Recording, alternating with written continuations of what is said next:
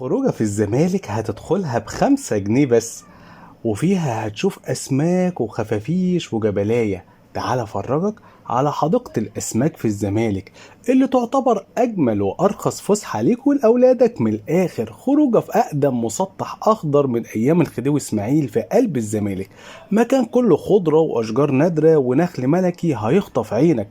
لو حابب تروح بالمترو فالموضوع أسهل من السهولة، هتاخد المترو وتنزل محطة صفاء حجازي، وممكن تتمشاها على رجلك حوالي ربع ساعة، أو تاكسي هيوصلك لحد بوابة الحديقة وهتدفع على الشباك التذاكر 5 جنيه بس.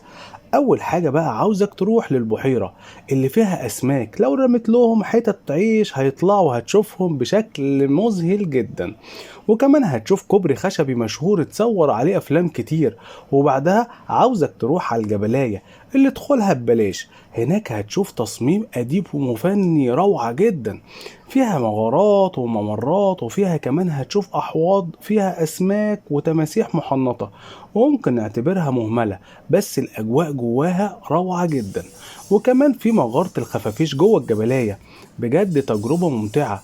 ولو طلعت فوق الجبلاية بقى هتشوف منظر بانورامي حلو قوي للشجر والنخل الملكي. المكان كمان فيه معمل بحوث للأسماك، دخوله من غير ولا مليم. هتشوف فيه أحواض أسماك للزينة وأسماك كمان نادرة وسلاحف صغيرة. ولو عايز تستريح هتلاقي مقاعد مجانية منتشرة داخل الحديقة. ولأولادك كمان في كيدز اريا، دخولها ب5 جنيه للطفل. وكمان الحديقة مسموح تدخلها بالأكل، مفيش أي مشكلة. وفي كمان مسجد وحمامات نظيفة. بس نصيحتي حاول تروح الحديقة دي وسط الأسبوع عشان تبعد عن زحمة يوم الجمعة. وكمان تجنب الأيام اللي فيها حر. الحديقة بتفتح من الساعة 9 الصبح آخرها الساعة 5 المغرب.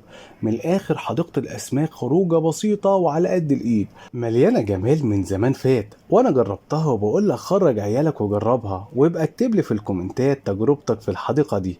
وسلام.